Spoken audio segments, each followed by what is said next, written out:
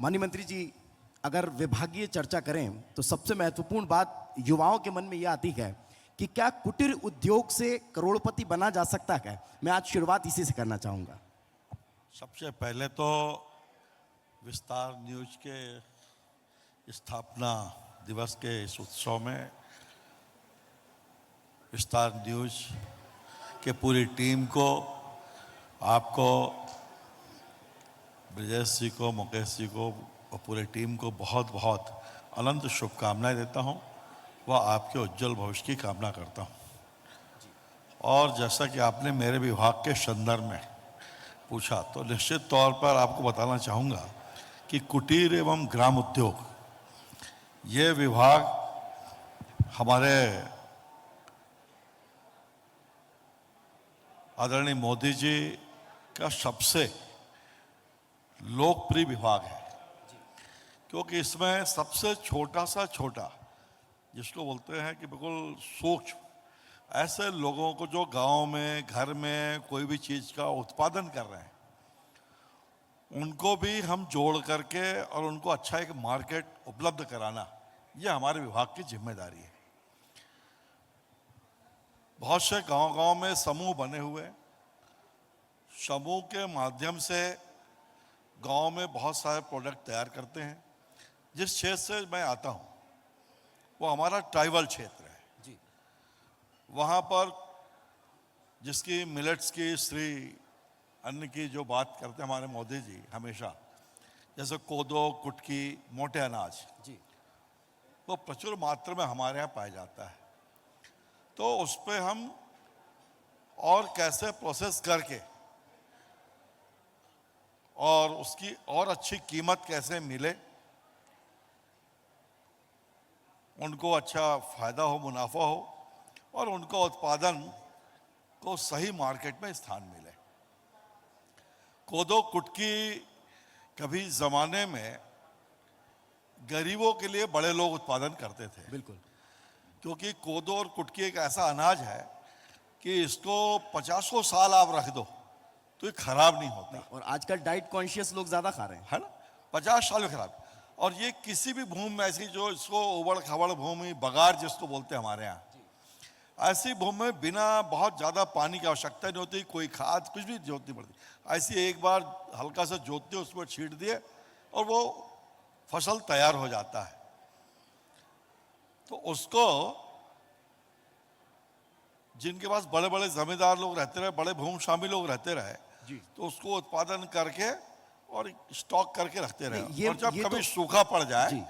तो गांव को भूखा न मरे। नहीं, इसको तो आपने बढ़ावा दिया, लेकिन जी। मेरा सवाल फिर वहीं पर आकर टिक जाता है कि हम ग्रामीण परिवेश को अगर देखते हैं तो किसानी, खेती, पशुपालन की उन लोगों की आय होती है, उनकी आय को दोगुना करना एक, और दूसरा कि क्या कुटीर उद्योग के जरिए कोई युवा करोड़पति बन सकता है। मैं ये सवाल इसलिए कर रहा हूं बिल्कुल। क्योंकि यहाँ पर युवाओं की संख्या बहुत ज्यादा है। करोड़पति बनना चाहते हैं आप लोग, और अगर कुटीर उद्योग का जिक्र हो रहा है तो अगर कुटीर उद्योग के जरिए करोड़पति बनने की बात है तो वो कैसे संभव है? मैं आपको बतलाता हूं। अभी जैसे कि हमारे माननीय मोदी जी ने लखपति दीदी कि हमको हर बहनों को लखपति बनाना है। आपको प्रसन्नता होगी कि ये मेरा जो विभाग है कुटीर एवं ग्राम उद्योग, इसमें 3-4 घटक है। खादी है, और फिर हथकरघा है, रेशम है, हस्तकला, माटी कला है। हम रेशम के माध्यम से बहुत से दीदी लोग को जोड़ करके, समूह की बहनों को जोड़ करके, जो हमारे विभाग में भूमि है, तो उनको हमने रेशम की खेती की ओर जोड़ा और उससे उन्होंने लगभग 1 से 1.5 लाख रुपए तक का 1 एकड़ पे प्रॉफिट प्राप्त किया। ये शायद मैं समझता हूं आप धान की और गेहूं की भी खेती करके इतना प्रॉफिट नहीं प्राप्त वाकई में बहुत अच्छी बात है। और इसके लिए अभी हमने, भारत सरकार, हमारे माननीय मोदी जी ने समग्र 2 योजना लाया है रेशम का जी। तो उससे अभी हमने कुछ दिन पहले अपने विभाग के सारे एमडी को साथ बैठे थे और उनको बोला कि हमको ज़्यादा से ज़्यादा फार्मर किसानों को जोड़ना है, खास तौर से उस क्षेत्र के किसानों को जोड़ना है जहां पर सिंचाई की कोई सुविधा नहीं है। एक फसल लेने के बाद जी। लोग घर बैठ जाते हैं। तो ऐसी भूमि में हमको रेशम के खेती को बढ़ावा देना है। चुनौती भी है। और एक बार नहीं, बहुत बड़ी चुनौती नहीं है इसमें। हाँ, थोड़ा सा चुनौती, क्योंकि किसान कोई भी खेती करता है तो तत्काल लाभ प्राप्त करना चाहता है, लेकिन जब रेशम की खेती करेगा तो उसको कम से कम 2 साल इंतजार करना पड़ेगा। 2 साल बाद ही उसे प्रॉफिट शुरू होगा।